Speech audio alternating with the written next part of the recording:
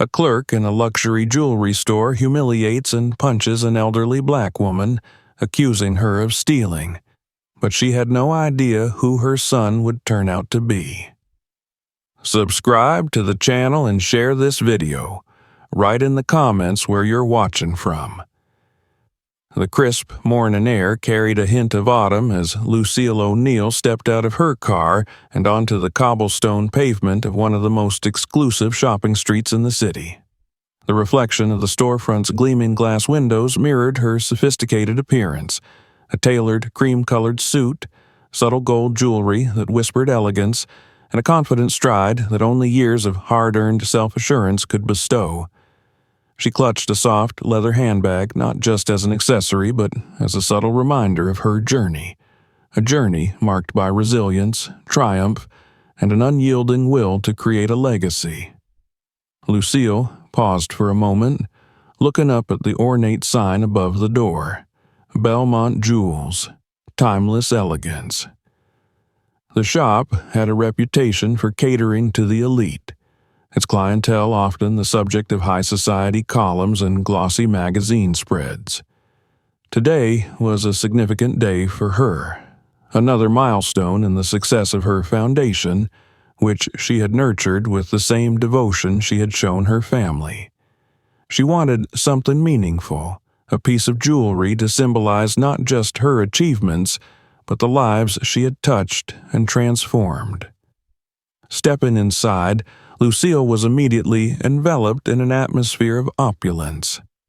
Marble floors gleamed under soft, recessed lighting, and sparkling glass cases stretched along the walls, showcasing diamonds, rubies, emeralds, and gold. The faint scent of vanilla and jasmine wafted through the air, lending the space a calming yet distinctly luxurious feel. A distant piano melody, subtle and non-intrusive, added to the ambiance. Lucille walked slowly, her heels clicking softly against the polished floor. Her eyes roamed the displays, taking in the exquisite craftsmanship. Each piece seemed to tell a story, a legacy waiting to be passed on. The brilliance of the jewelry reminded her of her past, the struggles, the sacrifices, and ultimately the triumphs that had shaped her into the woman she was today. It was not her first visit to a place like this, but there was still a trace of wonder in her gaze, a habit from a time when such spaces felt unattainable. A young salesperson greeted her briefly before moving on to assist another customer.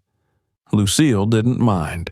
She appreciated the solitude to browse at her own pace.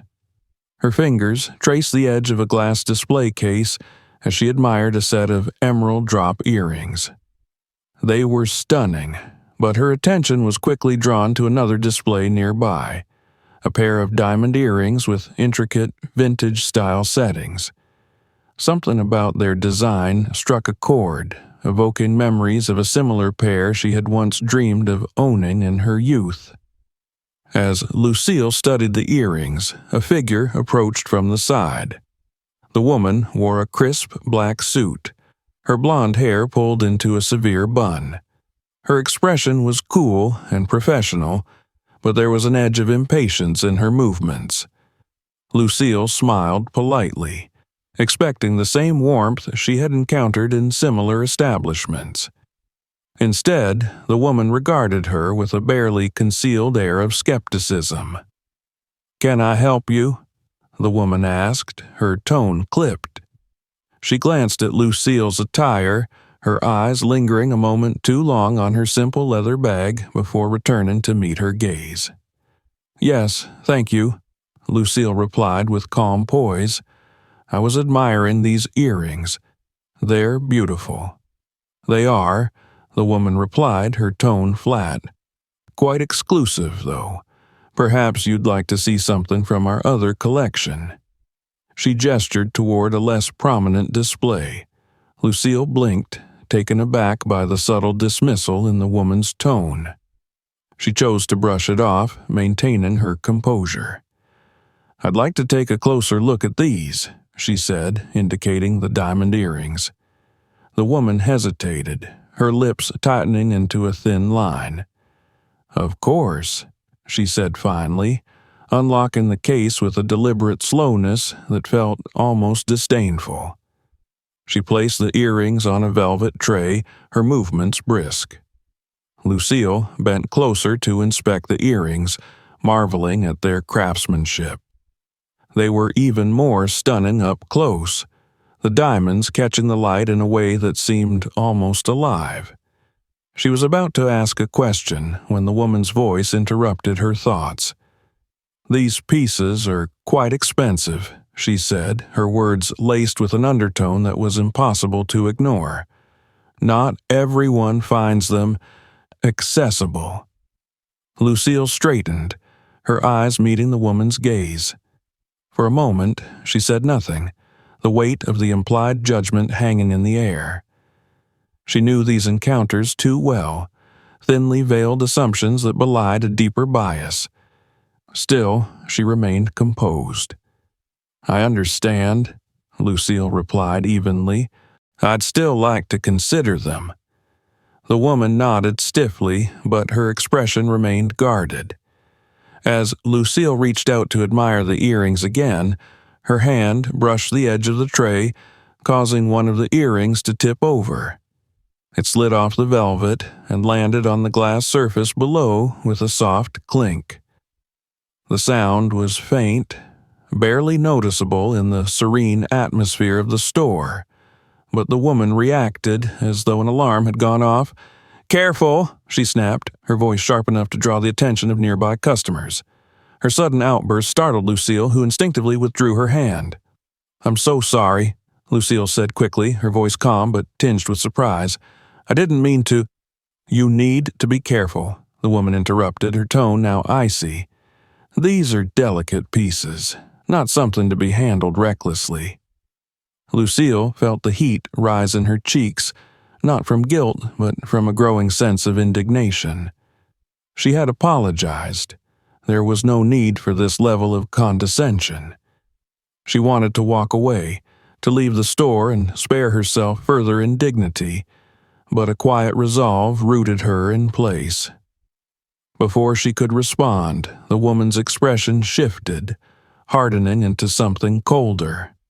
"Perhaps," she said, her voice lowering, "it would be better if you browsed elsewhere."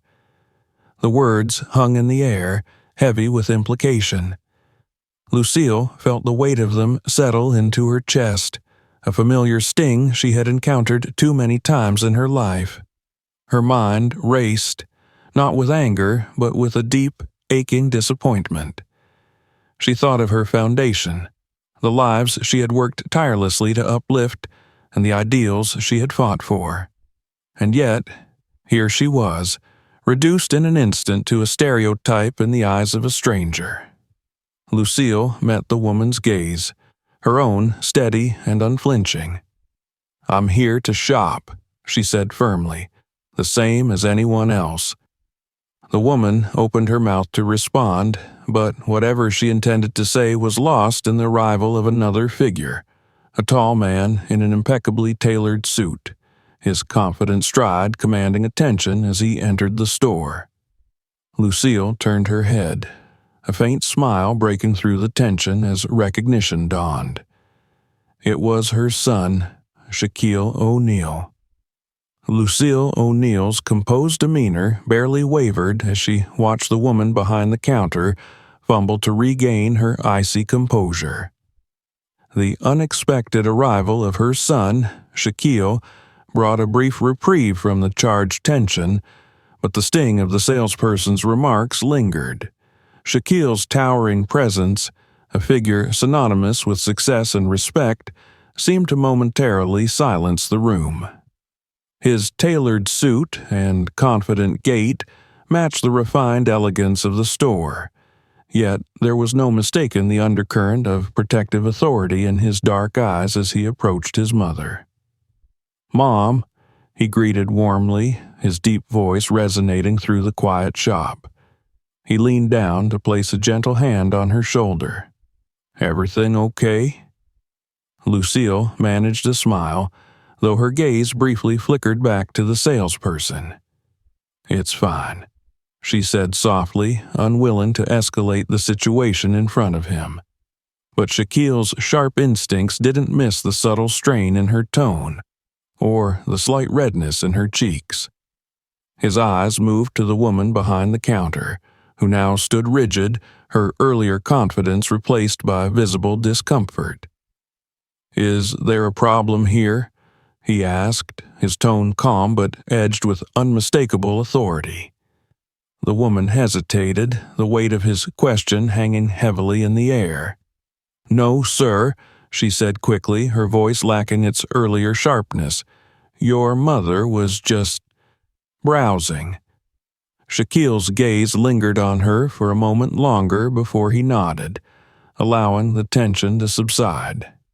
"Good," he said simply before turning back to Lucille. "Find anything you like." Lucille hesitated, her fingers brushing lightly against the edge of the velvet tray that still held the diamond earrings. "I was looking at these," she said, her voice steady. "They caught my eye." Shaquille picked up the tray, studying the earrings with the same appreciation for detail that his mother had shown. "They're beautiful," he said, his tone warm. "Do you want them?" "I haven't decided yet," Lucille replied, glancing at the salesperson, who was now carefully avoiding eye contact. She felt a pang of frustration. This was supposed to be a joyful moment, a celebration of her achievements. Instead, it had been tainted by an undercurrent of prejudice she had hoped to leave behind in her past. Shaquille seemed to sense her hesitation. "Take your time," he said, placing the tray gently back on the counter. "No rush." He stepped away briefly to answer a call, leaving Lucille once again alone with the salesperson. The woman's forced politeness returned, but the hostility in her eyes was unmistakable. "Are you sure you're ready to purchase these?" she asked, her voice dripping with insincerity. "They're quite an investment." Lucille felt her patience wearing thin. She drew herself up, her poise unshaken. "I'm well aware of their value," she replied coolly, "and I don't need your commentary to make my decision." The salesperson's eyes narrowed slightly, but she said nothing, retreating behind the counter. Lucille let out a slow breath, determined not to let the encounter ruin her day.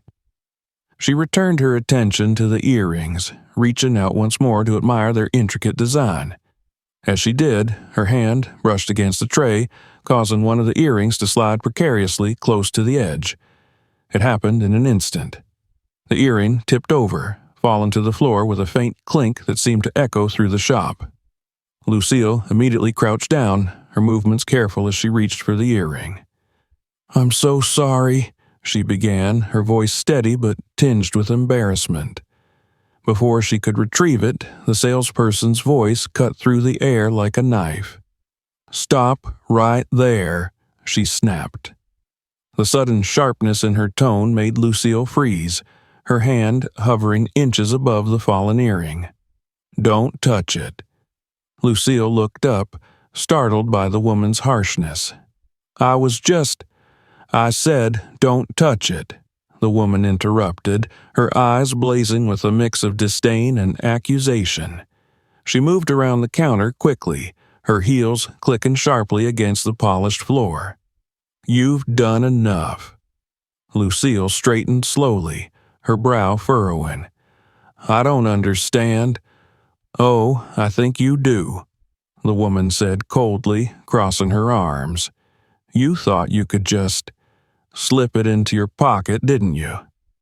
The accusation was so outrageous, so completely unfounded, that it took Lucille a moment to process what had just been said. "Excuse me?" she said, her voice firm despite the disbelief coursing through her. The woman smirked, her expression smug. "People like you," she said, her voice dropping to a venomous whisper, "don't belong in places like this." The words hit Lucille like a physical blow, the implication cutting deeper than any insult. For a moment, the room seemed to tilt around her, the weight of countless similar experiences crashing down on her all at once. She opened her mouth to respond, but no words came. Her hands trembled slightly as she clutched her handbag, trying to steady herself. "Is there a problem here?" Shaquille's voice broke through the tension, his towering frame reappearing in the doorway. He had returned just in time to witness the confrontation, and his expression darkened as he took in the scene before him. His mother standing frozen in shock, the salesperson radiating smug superiority. Lucille turned to him, her eyes wide with a mixture of relief and humiliation. "Shaquille," she began, but he held up a hand to stop her. "Mom," he said gently, his gaze softening as he stepped closer. "What happened?" The salesperson opened her mouth to speak, but Shaquille's attention was solely on his mother. Lucille hesitated, the weight of the moment making it difficult to find her voice. Finally, she managed to say, "She accused me of trying to steal." The words hung in the air, heavy with disbelief. Shaquille's jaw tightened, and he turned to the salesperson, his eyes narrowing. "Is that true?" The woman faltered under his intense gaze, but her defiance quickly returned. "I thought it looked suspicious," she said, her tone defensive. "She dropped the earring and you assumed she was stealing?" Shaquille interrupted, his voice dangerously low. "Without any evidence?" The woman stammered, clearly caught off guard by his directness. I was just doing my job," she said weakly. Shaquille's eyes blazed with controlled anger. "Your job," he said, his voice measured but laced with barely restrained fury, "is to treat every customer with respect. Instead, you humiliated my mother based on nothing but your own prejudices." The woman's confidence crumbled under the weight of his words, but Shaquille didn't wait for her response. He turned to Lucille, his voice softening once more. "Are you okay, Mom?" Lucille nodded, though her hands still trembled slightly. "I'm fine," she said quietly. "Let's just go." But Shaquille shook his head. "Not yet," he said firmly. "This isn't over." He turned back to the salesperson, his towering presence making her shrink back slightly. "You owe my mother an apology," he said, "right now." The woman opened her mouth to protest, but the look in Shaquille's eyes silenced her. I'm sorry," she said reluctantly, her voice barely above a whisper. Shaquille nodded curtly, but the tension in his posture didn't ease. "Good," he said. "Now let's make sure this doesn't happen again." The confrontation left the store in a stunned silence, the air thick with unspoken tension. As Lucille and Shaquille prepared to leave, the weight of the encounter lingered heavily in the room, a stark reminder of the prejudice that still persisted in places meant to represent the height of refinement and elegance. Lucille O'Neill stood motionless, her heart pounding as the apology from the salesperson hung in the air, hollow and insincere. The words, though spoken, felt more like an afterthought than an acknowledgement of wrongdoing. Shaquille's protective stance beside her offered a sense of comfort, but the humiliation she had just endured lingered. The world had changed in many ways, yet moments like this reminded her of the deeply ingrained prejudices that still lurked beneath polished surfaces and velvet-lined counters. Shaquille's broad shoulders squared as he turned back toward the salesperson. "I need to speak to your manager," he said, his voice calm, but leaving no room for argument. The woman, who had introduced herself earlier as Miss White, hesitated. Her carefully constructed composure had begun to crack under Shaquille's intense gaze, and she swallowed nervously. I don't think that's necessary," she said, her voice faltering. Shaquille arched an eyebrow. Not necessary, he repeated, his tone sharper now. You just falsely accused my mother of theft. You humiliated her, insulted her, and physically intimidated her. If you think we're walking out of here without addressing that, you're wrong. Lucille reached out, placing a gentle hand on Shaquille's arm. Shaq, she said softly, her voice trembling but resolute, let's just go. No, Shaquille said, his eyes never leaving Miss White. This isn't just about you, Mom. It's about what's right. If we let this go, it happens again. To someone else, maybe someone who doesn't have someone like me to stand up for them. He glanced back at her, his expression softening. I won't let that happen. Miss White shifted uncomfortably, her earlier arrogance crumbling under the weight of Shaquille's words. I didn't mean to. Yes, you did. Shaquille cut her off. You judged her the moment she walked through that door. You looked at her skin, her clothes, and decided she didn't belong here. That wasn't an accident. That was a choice.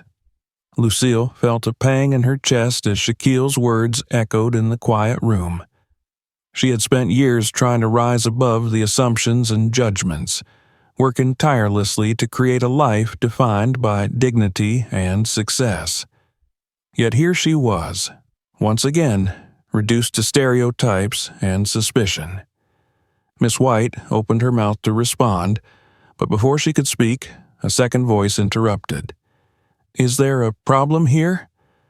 A man in a sharply tailored suit emerged from a back office, his brow furrowed as he took in the scene.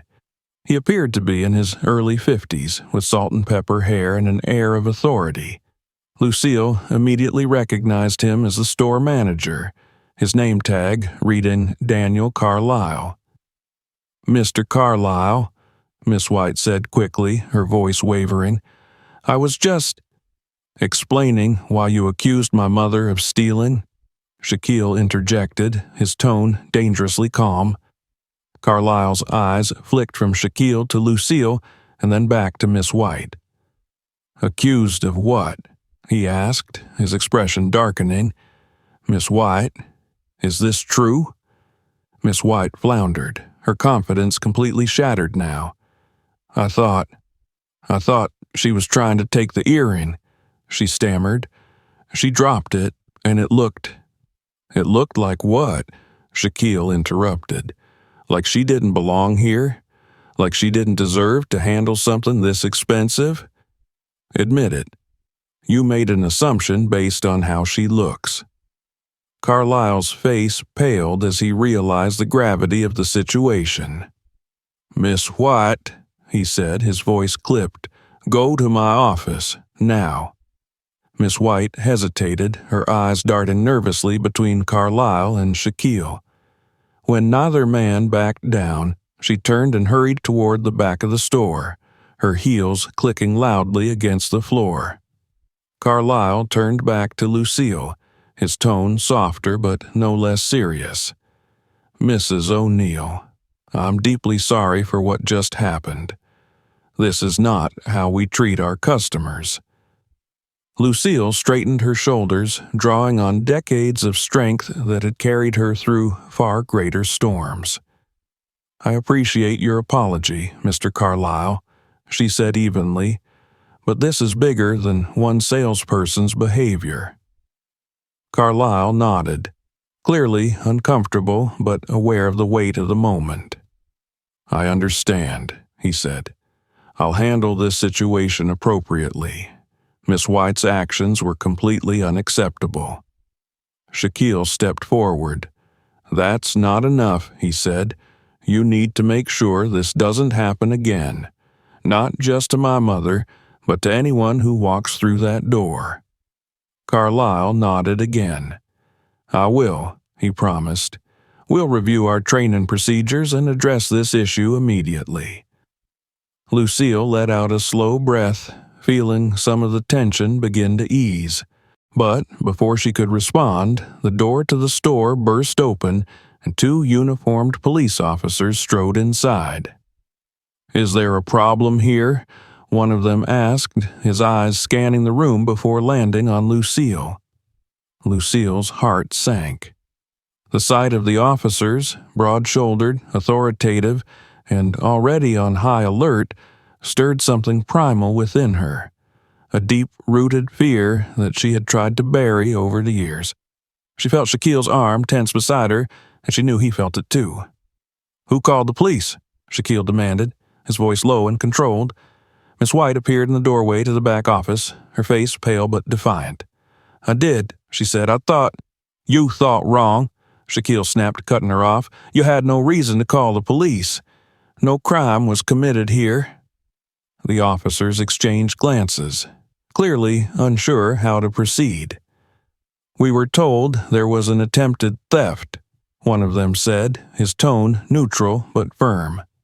"There wasn't," Shaquille said, stepping protectively in front of Lucille. "What you have here is an incident of racial profiling and false accusations. And if you arrest my mother based on that, you're going to have a much bigger problem than you think."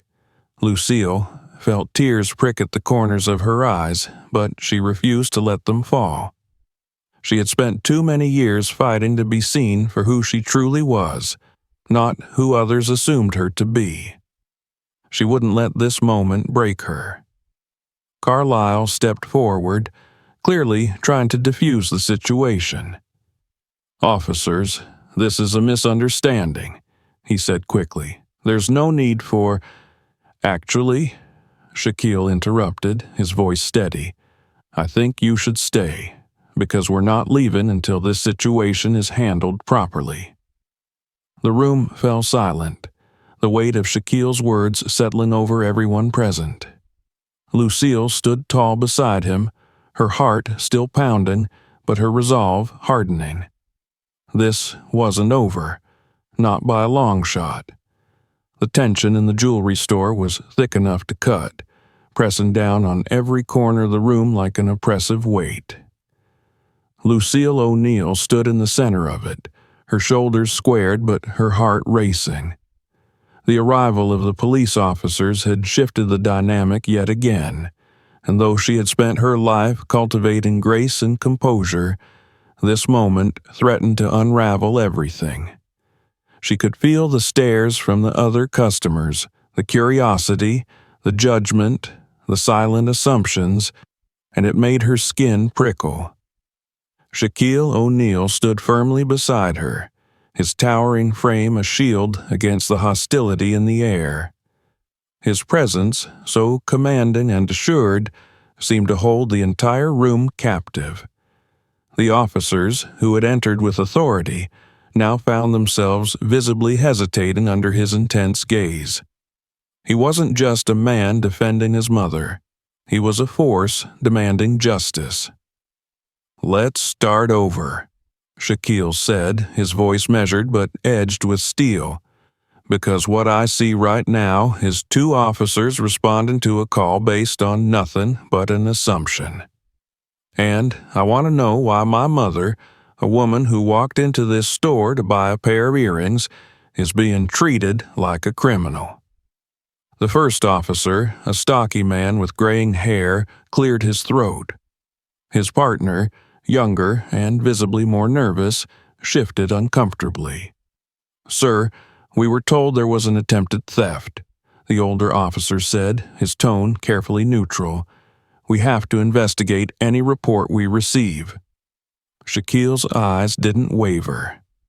"And did you stop to ask any questions before walking in here and looking at my mother like she's guilty?" He gestured toward Lucille, whose hands remained steady on her purse, but whose face betrayed the humiliation she was trying so hard to hide. The officer hesitated, then shook his head. "We're just following procedure." Shaquille's voice sharpened.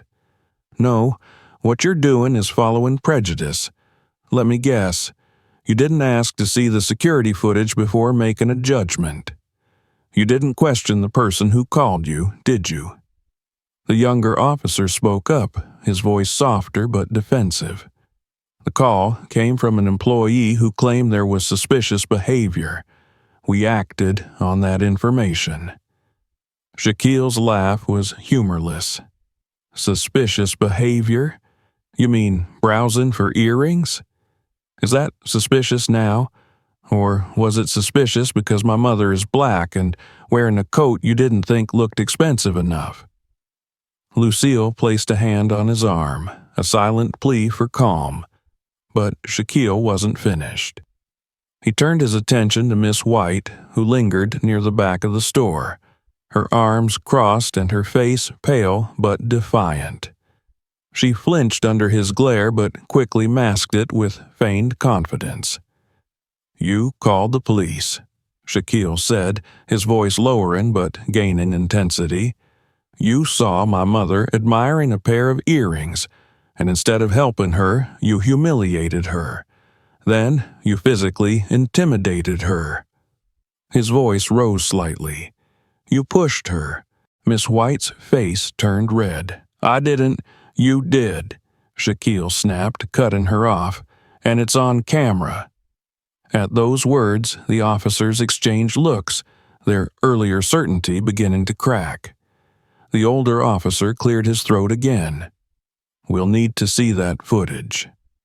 Shaquille stepped back and gestured toward the manager, Mr. Carlisle, who had been standing silently, trying to keep the situation from spiraling out of control. "Show them the tape," Shaquille ordered. Carlisle nodded quickly, disappearing into the back room. The silence that followed was suffocating. Lucille could feel the weight of every pair of eyes on her, the sympathy, the pity, the lingering doubts. She hated the way it made her feel exposed, vulnerable in a way she hadn't been in years. But she also felt a growing resolve, a fire that refused to be extinguished. Shaquille reached out and took her hand, his grip strong and steady. "I've got you, Mom," he said softly, his voice barely above a whisper. "They're not going to get away with this." Lucille nodded, squeezing his hand in return. "I know," she said, though the tremor in her voice betrayed her lingering fear. Minutes passed like hours until Carlisle returned, followed closely by the officers. The older officer's face had shifted, his earlier authority replaced by something resembling discomfort. He looked at Miss White, his eyes narrowing. "We saw the footage," he said. Miss White's lips parted, but no words came out. Her confidence had evaporated completely now, leaving only the raw edges of fear and panic. The officer turned back to Lucille. "Ma'am," he said, his tone quieter now, "I think there's been a misunderstanding." Lucille lifted her chin. "A misunderstanding?" she repeated, her voice calm but sharp. "Your misunderstanding almost ended with me in handcuffs for daring to shop in this store. That's more than a misunderstanding. That's discrimination." The younger officer shifted uncomfortably. "We're sorry for the way this was handled."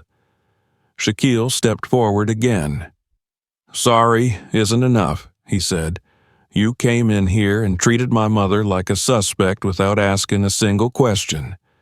Do you know what that does to someone? Do you know what it feels like to have your dignity stripped away because someone decided you didn't belong?" Neither officer spoke.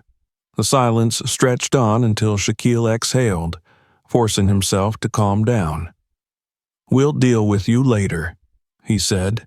"Right now, I want her," he pointed at Miss White, "fired immediately." Carlisle, who had been silent through most of the confrontation, nodded quickly. "Miss White," he said, his voice firm, "please collect your things and leave. You're dismissed." Miss White's mouth opened and closed, but no sound emerged. She looked as though she wanted to argue, but the combined weight of Shaquille's glare and the undeniable evidence against her left her speechless. Without another word, she turned and hurried toward the back room. Shaquille turned back to the officers. "You can leave now," he said, "but expect to hear from our lawyer." The officers exchanged uneasy glances, but said nothing as they exited the store. The door closed behind them with a hollow thud, leaving behind a room heavy with unspoken tension. Lucille finally exhaled, the weight of the encounter settling over her. She turned to Shaquille, her voice barely above a whisper. "Thank you," she said. Shaquille cupped her hands in his. "You don't have to thank me, Mom. You never should have been treated that way in the first place." Lucille's gaze softened, but her resolve remained. "This isn't over," she said. "People need to know this still happens. It can't keep happening." Shaquille nodded. "We'll make sure it doesn't," he said. "Not here, not anywhere." The fight wasn't over, but for the first time since she had stepped into the store, Lucille felt something resembling hope. The air in the store was thick with tension, as though the walls themselves were holding their breath. Lucille O'Neill remained seated in one of the velvet-lined chairs near the counter, her trembling hands clasped tightly in her lap. Though Shaquille stood protectively beside her, his towering frame an unshakable wall of defense, she couldn't help but feel the weight of vulnerability pressing down on her. The police officers who had entered moments earlier now hovered by the door, their rigid postures and assessing eyes only adding to the oppressive atmosphere. Lucille's heart pounded as their eyes flickered between her and Shaquille. She had lived long enough to recognize the look of preemptive judgment, and the burn of humiliation returned, settling deep in her chest. Shaquille, however, remained calm, visibly angry but controlled, his voice steady as he addressed the officers. "You saw the footage," he said, his gaze locked on the older officer, the one who seemed to be in charge. "You know what really happened here." The officer shifted uncomfortably. His badge gleamed under the store's soft lighting, but there was nothing soft about the tightness in his jaw. He cleared his throat, buying himself a few seconds before responding. "We reviewed the footage," he said slowly, his tone neutral but cautious. "It does appear that there was no attempt to steal the item in question." "No attempt?" Shaquille repeated, his voice dropping dangerously low. "You mean no crime? Because that's what it was, wasn't it? A false accusation." The younger officer, clearly less experienced and more nervous, stepped in, his voice softer. "We're not disputing that, sir," he said. "The footage shows your mother acting appropriately. But we were responding to a call, and based on the description we received—" "Based on the description?" Shaquille interrupted, his voice rising. "What description? Let me guess. A black woman in a nice coat who looked suspicious." "That's not a description. That's a stereotype." Lucille flinched at his words. As much as she hated to admit it, they rang true. The woman who had called the police Miss White had looked at her and made a judgment without knowing anything about her. And now, despite the evidence clearing her name, Lucille still felt as though she had been stripped bare and left exposed to the world's harshest scrutiny. The older officer shifted again. "Sir, we're not here to make judgments. We're here to enforce the law." Shaquille crossed his arms, his broad chest rising and falling with slow, controlled breaths. "And did you?" he asked. "Or did you enforce assumptions?" Neither officer responded, their silence only confirming what Shaquille already knew. Lucille finally found her voice, though it trembled slightly when she spoke. "What happens now?" she asked quietly. The older officer turned toward her, his tone softening as though he had only just realized the weight of what she had endured. "We'll file a report," he said, "document the incident, including the evidence from the footage. But, as far as the theft accusation's concerned, it's been resolved. No charges will be filed. No charges, Shaquille repeated. What about her? The woman who called you and started this mess. The officers exchanged a look before the older one answered, That's up to the store management. Shaquille turned toward the manager, Mr. Carlisle, who had been standing silently to the side, wringing his hands. What's your plan? Shaquille demanded. Carlisle swallowed hard, his gaze darting between Shaquille and Lucille before landing squarely on the ground. Miss White has been terminated, he said, effective immediately. I've already asked her to leave the premises. Lucille felt a brief flicker of satisfaction, but it was quickly overshadowed by exhaustion. She had wanted accountability, but the experience had drained her, leaving her questioning whether it was enough. Shaquille wasn't finished. And what about your policies? He asked. What are you doing to make sure this doesn't happen again? Carlisle hesitated. We'll implement mandatory training for all employees, he said.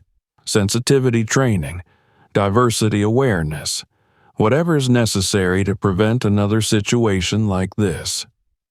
Shaquille's eyes narrowed. You'd better, he said, because if you don't, you won't just be dealing with bad press, you'll be dealing with lawsuits. Carlisle nodded quickly. I understand. The officers, clearly eager to leave the growing tension behind, made a few more notes in their report before stepping toward the door. The older officer paused, looking back at Lucille. Ma'am, he said, his voice quieter now, I'm sorry for the way this was handled. Lucille studied him for a moment, searching his face for sincerity. She nodded once. I appreciate that, she said, though the words felt hollow. As the door closed behind them, the room seemed to exhale, releasing some of the tension but leaving behind a heavy residue of unease. Lucille stood slowly, her legs unsteady but determined. Shaquille turned to her immediately. Are you okay? He asked, his voice softer now. Lucille nodded, though her shoulders slumped. I will be, she said, but I need to get out of here.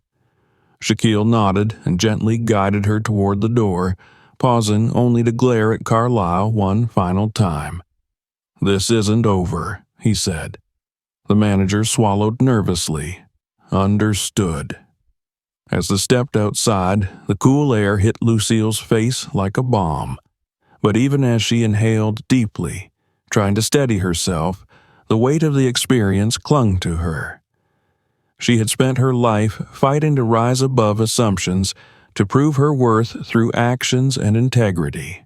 And yet, in a single moment, she had been reduced to nothing more than a stereotype.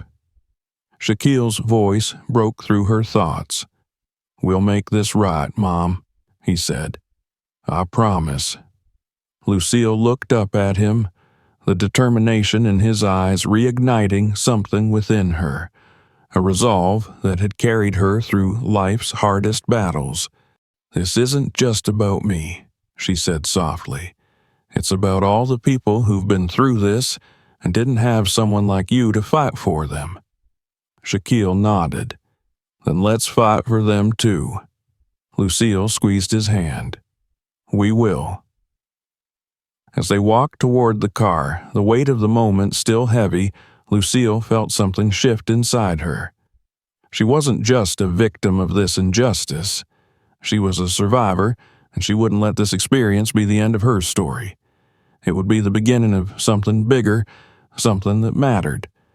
And as the city stretched out before them, she knew they were only getting started. Lucille O'Neill sat in her living room, the early morning light streaming through the sheer curtains and casting soft patterns across the hardwood floor. The warmth of the sun should have been comforting, but instead it felt distant, like light struggling to pierce through the lingering shadows of humiliation and anger that clung to her. She cradled a cup of coffee, its aroma barely registering as she stared at her phone, the screen alive with notifications. The incident at Belmont Jewels had not remained private. By the time Lucille and Shaquille returned home the previous evening, news had already started to spread. Witnesses had taken videos of the confrontation, capturing Shaquille's commanding presence, the arrival of the police, and the subdued retreat of the disgraced saleswoman. Those clips had made their way to social media, and by morning, the story had gone viral. Lucille scrolled through the messages flooding her inbox. Texts from friends, voicemails from reporters, and emails from strangers who had stumbled across her name in the news. She had always been a private woman, valuing her peace and anonymity despite her son's fame. But now she felt thrust into the public eye in a way that made her uneasy. Shaquille's voice broke her thoughts as he entered the room, his phone pressed to his ear. Even in sweatpants and a t-shirt, his presence was impossible to ignore. He nodded at her in acknowledgement as he finished the call. "Yeah, I'll get back to you," he said before hanging up. He set his phone down and looked at his mother with a mixture of concern and determination. "You okay, Mom?" Lucille nodded, though her grip tightened around the coffee mug. "I don't know if I should be relieved or overwhelmed," she admitted. "Everyone's talking about it. People I don't even know are messaging me." "That's a good thing," Shaquille said, sitting across from her. "People are paying attention. They're finally seeing what we've been saying for years. This isn't just about what happened to you, it's about the fact that it keeps happening." Lucille exhaled, setting her cup down on the table. "I didn't want this kind of attention, Shaq. I just wanted to buy a pair of earrings." "And now you're going to make sure no one else has to go through what you did," he said firmly. "This isn't just a story. It's a call to action. People are angry, and they should be." Lucille hesitated, but Shaquille's words sparked something in her, a sense of purpose that had always been part of her identity. She thought of the young women she mentored through her foundation, the ones who looked up to her as a role model. She couldn't let this moment pass without using it for something bigger. "What are people saying?" she finally asked. Shaquille pulled out his phone and opened one of the trending hashtags, #JusticeForLucille. The feed was flooded with comments, videos, and reposts. Some people were outraged, demanding accountability and boycotts of Belmont Jewels. Others shared their own experiences with discrimination, turning Lucille's story into a catalyst for broader conversations about racial profiling. "I've already had calls from news outlets," Shaquille said. "They want interviews, statements.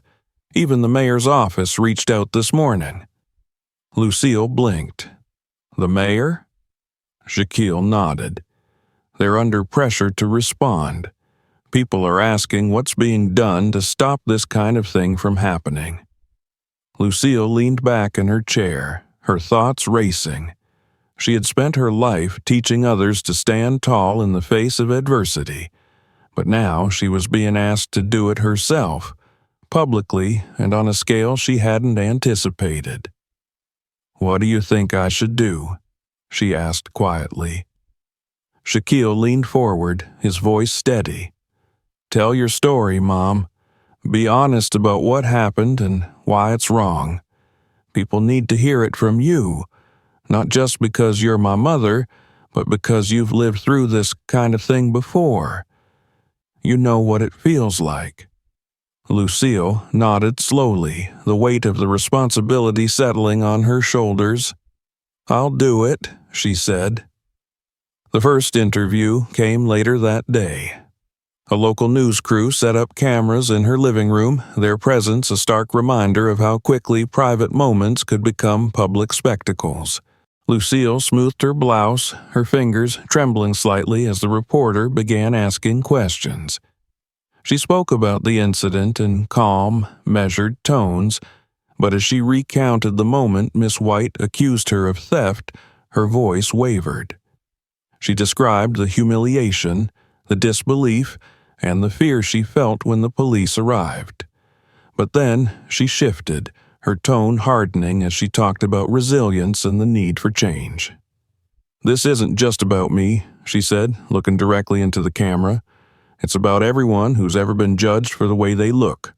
It's about the people who didn't have someone like my son to stand up for them, and it's about making sure this never happens again." The interview aired that evening, and by morning the story had reached national news. Prominent figures weighed in. Celebrities and activists voicing their support for Lucille and calling for accountability. Shaquille, true to his promise, used his platform to amplify the message, speaking passionately about systemic racism and the urgent need for reform. Meanwhile, protests formed outside Belmont Jewels. People gathered with signs demanding justice, their chants echoing down the city streets. The store's management issued a formal apology and pledged to overhaul its training programs, but the damage to their reputation was already done. Lucille watched the protests unfold from her television, her emotions a mixture of pride and sadness. She hadn't asked for any of this, but now that it was happening, she felt a responsibility to see it through. Shaquille entered the room, holding up his phone. "I just got off the phone with the lawyers. We're filing a formal complaint against the store and pushing for charges against Miss White." Lucille looked at him, her expression unreadable. "Do you think it'll make a difference?" Shaquille's gaze softened. "I do," he said, "but it's only the beginning.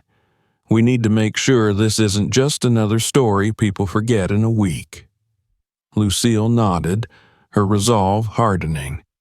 "Then let's make sure they don't." By the end of the week, Shaquille announced the launch of a new foundation dedicated to fighting racial injustice and providing legal support to victims of discrimination. Lucille agreed to serve as its honorary chair, her name now synonymous with strength and dignity in the face of adversity. As the days passed, the noise surrounding the incident began to die down, but Lucille knew the work was only just beginning. She thought of the women she had mentored, the ones who looked up to her, and she vowed to keep fighting, not just for herself, but for all of them. The scars from that day in the jewelry store would never fully fade, but Lucille refused to let them define her. Instead, she wore them as proof of her resilience, a reminder that even in the face of injustice, she had refused to back down. Lucille O'Neill sat quietly in the courthouse, her hands resting on her lap as the hum of voices filled the space. The room felt colder than it should have. Whether from the air conditioning or the weight of the occasion, she wasn't sure. It had been weeks since the incident at Belmont Jewels, and yet the sting of that day lingered, resurfacing in quiet moments when she least expected it. The whispers, the accusatory stares, the sound of the police officer's voice calling her ma'am, with no trace of warmth. It all haunted her. But today, she wasn't just a victim. She was here to see justice done. Her son, Shaquille, sat beside her, his large frame occupying most of the bench. He had been her rock through this ordeal, taking charge when her confidence faltered, pushing forward even when she considered stepping back. Today, his presence was no less commanding. Dressed in a sharp navy blue suit, he exuded authority and composure, but Lucille knew the fire burning beneath his calm surface. "Are you ready?" Shaquille asked softly, leaning toward her. Lucille took a steadying breath. "I have to be," she replied, her voice low but resolute. The door to the courtroom opened, and the bailiff announced the judge's arrival. Everyone stood as the judge, an older woman with silver hair and sharp eyes, took her place at the bench. Lucille studied her face, searching for any sign of bias or indifference, but the judge's expression was unreadable. "All rise," the bailiff said again as the jury filed in, their faces a mix of curiosity and caution. Lucille wondered what they saw when they looked at her. A victim, a fighter, or just another case to evaluate and move on from. The prosecution began by laying out the facts of the case. The footage from the store's security cameras was played on a large screen, capturing every painful second of the incident. Lucille watched herself on the screen. How she had stepped back in surprise when Miss White accused her. How she had reached out to steady herself after being pushed. She felt the heat of humiliation creep up her neck all over again, but she forced herself to keep watching. The prosecutor's voice cut through the tension. "What you see here," he said, gesturing to the footage, "is not just an act of prejudice. It is an assault." Mrs. O'Neill was not only physically pushed but publicly humiliated and falsely accused of theft based on nothing but an assumption. An assumption rooted in bias. Lucille glanced toward the defense table, where Miss White sat stiffly. Gone was the haughty confidence she had displayed in the store. Instead, she looked pale and fragile, her hands trembling slightly as she gripped the edge of the table. The defense attorney rose to respond, his tone measured and professional. "While my client deeply regrets her actions," he began, "it's important to consider the pressure she was under. Retail environments can be high stress, and employees are trained to remain vigilant against theft." Miss White's reaction, while unfortunate, was not driven by malice, but by a misunderstanding. Shaquille scoffed softly beside Lucille, but she placed a hand on his arm, signaling him to remain calm. The defense's argument wasn't surprising. It was the same excuse Lucille had heard countless times in her life, that racism wasn't intentional, that prejudice was a mistake rather than a pattern. The prosecution didn't let it slide. "Vigilance does not excuse bias," the prosecutor said firmly. "And misunderstanding does not excuse assault." Miss White's actions were deliberate, and her words reflected a deeper issue, an ingrained prejudice that led her to see Mrs. O'Neill not as a customer, but as a suspect. That's what we're here to address. As the arguments unfolded, Lucille found herself caught between anger and sadness. She didn't want to see anyone's life destroyed, not even Miss White's, but she also couldn't ignore the harm that had been done. The humiliation, the fear, the sense of powerlessness, it wasn't something she could forget or forgive easily.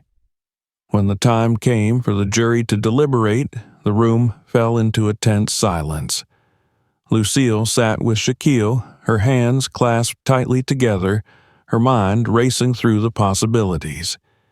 She thought about the people who had reached out to her since the incident, the stories they had shared about their own experiences with discrimination. This wasn't just about her anymore. After what felt like hours, the jury returned. Lucille held her breath as the foreman stood to deliver the verdict. "We, the jury, find the defendant guilty on all counts." Lucille exhaled, a wave of relief washing over her, but it was quickly followed by something heavier, an understanding that this was only one step in a much longer fight. The judge turned to Miss White, her expression firm. "Miss White, you have been found guilty of assault and defamation. In addition to fines, you are sentenced to 200 hours of community service and mandatory sensitivity training. This court hopes that you use this experience to reflect and grow." Lucille watched as Miss White broke down, tears streaming down her face. Despite everything, Lucille felt a pang of sympathy, but she reminded herself that accountability was necessary for change. Outside the courthouse, reporters swarmed as Lucille and Shaquille emerged. Shaquille stepped forward, his voice steady as he addressed the crowd. "This verdict isn't just about what happened to my mother," he said. "It's about sending a message that discrimination, whether it's subtle or blatant, won't be tolerated. This is about accountability, and it's about change." Lucille stepped up beside him, her voice softer but no less powerful. "I've lived through moments like this before," she said, "and I know I'm not alone. But today I'm choosing to believe in progress. I'm choosing to believe that we can do better, not just for me, but for everyone who's ever felt invisible or unwelcome. Change doesn't happen overnight, but it starts with moments like this." The crowd erupted in applause, and as the cameras flashed, Lucille felt something shift inside her. The scars of what had happened would remain, but they no longer defined her. Instead, they became fuel for something bigger, a movement, a legacy, a fight worth continuing. As the day drew to a close, Lucille and Shaquille returned home, their phones buzzing with messages of support. But even as the world celebrated the verdict, Lucille knew the work was far from over. "We're just getting started," she said softly, looking at her son. Shaquille smiled, his eyes full of pride and determination. "One step at a time, Mom." And for the first time since that terrible day, Lucille allowed herself to believe that change was truly possible. Lucille O'Neill sat by the window in her son's home, gazing out at the peaceful garden that stretched beyond the patio. The late afternoon sun bathed the scene in gold, the light filtering through the leaves and casting soft shadows across the ground. It had been a long time since she had felt this kind of stillness, this quiet moment of reflection after weeks of upheaval. Yet even now, as birds flitted through the branches and the world seemed calm, she knew her life had forever changed. Her fingers gently traced the rim of her teacup, the warmth grounding her as her thoughts wandered. She had spent years building her life with dignity, resilience, and compassion, but the incident at Belmont Jewels had threatened to tear down what she had spent decades creating. For a brief, painful moment, she had felt small again, like the young girl who had to fight for every inch of respect, for every opportunity. But as she looked back now, she saw how far she had come. Her son's voice broke through her thoughts. "Mom?" Shaquille stood in the doorway, his broad frame filling the space. He was dressed casually in jeans and a t-shirt, but there was still an unmistakable weight to his presence. He carried himself with the confidence of a man who had faced the world head-on and won, yet with the gentleness of someone who had never forgotten where he came from. Lucille smiled faintly and gestured for him to sit. "You're home early." Shaquille grinned, lowering himself into the chair across from her. "You'd think that after everything that's happened, I wouldn't trust you to be alone for more than an hour."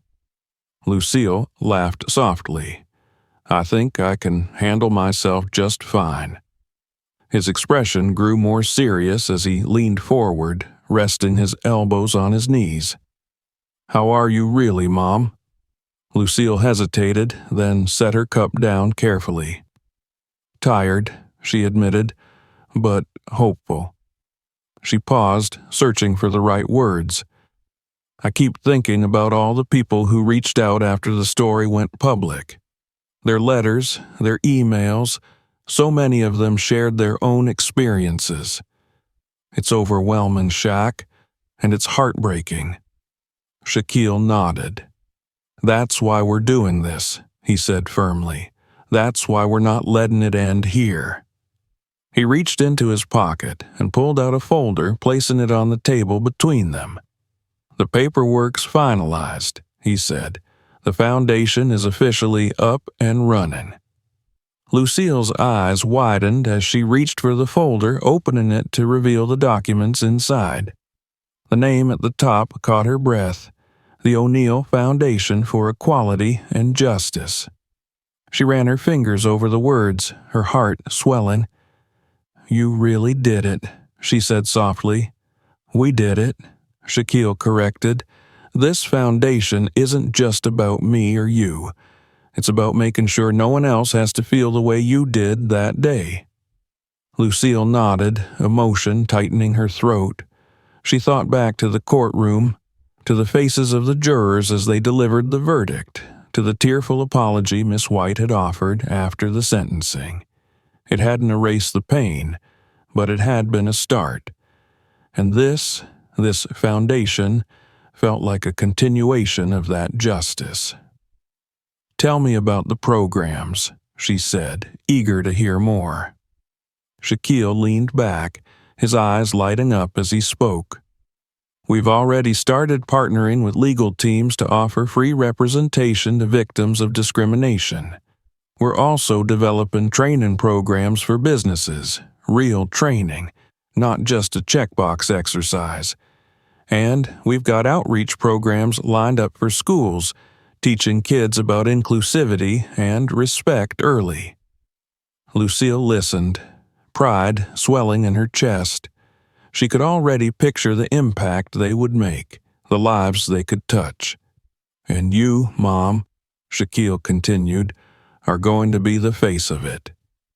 Lucille blinked in surprise. "Me?" "Of course," he said. "People look up to you. They see your strength, your story, and they need to know that someone like you is fighting for them." Lucille hesitated, the weight of responsibility settling over her. But then she thought about the young women she had mentored over the years, the ones who had come to her for advice, for support, for courage. She thought about the letters she had received after the trial, letters from people who had felt invisible until they heard her story. "I'll do it," she said finally, "for them." Shaquille reached across the table, placing his hand over hers. "We're going to make a difference, Mom, I promise." The following weeks were a whirlwind of activity. Lucille found herself busier than ever, meeting with community leaders, speaking at events, and helping design the foundation's first campaigns. She was nervous at first, but with each appearance she grew more confident, her voice steadying as she shared her story and called for change. The jewelry store incident became more than just a headline. It became a movement. Protests had turned into community forums, and businesses began reaching out to the foundation for guidance on improving their practices.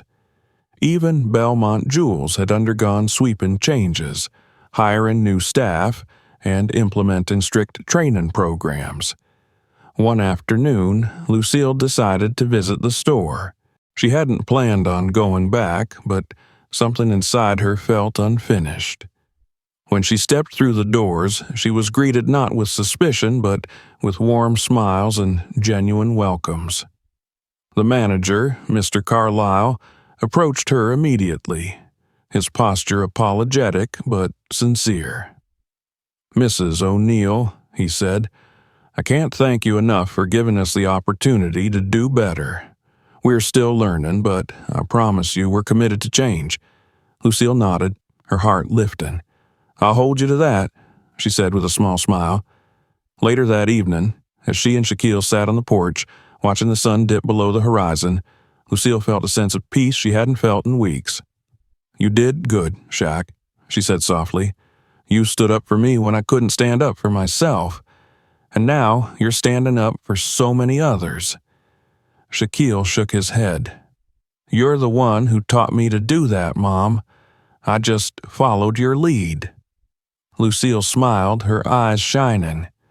"One step at a time," she said. "One step at a time," Shaquille echoed. And as the sky darkened and the stars began to emerge, Lucille knew that this was only the beginning. The fight wasn't over, But she was ready, ready to keep pushing forward, ready to keep building something better, not just for herself, but for everyone who needed it. Because change didn't happen all at once. It happened step by step, story by story, and action by action. And she was ready to take that next step. Thank you for watching. If you enjoyed this story and want to see more, make sure to subscribe to the channel and turn on notifications so you never miss our latest videos. Feel free to share this video with your friends and family to keep the conversation going. And don't forget to check out our other stories for more thought-provoking and inspiring content.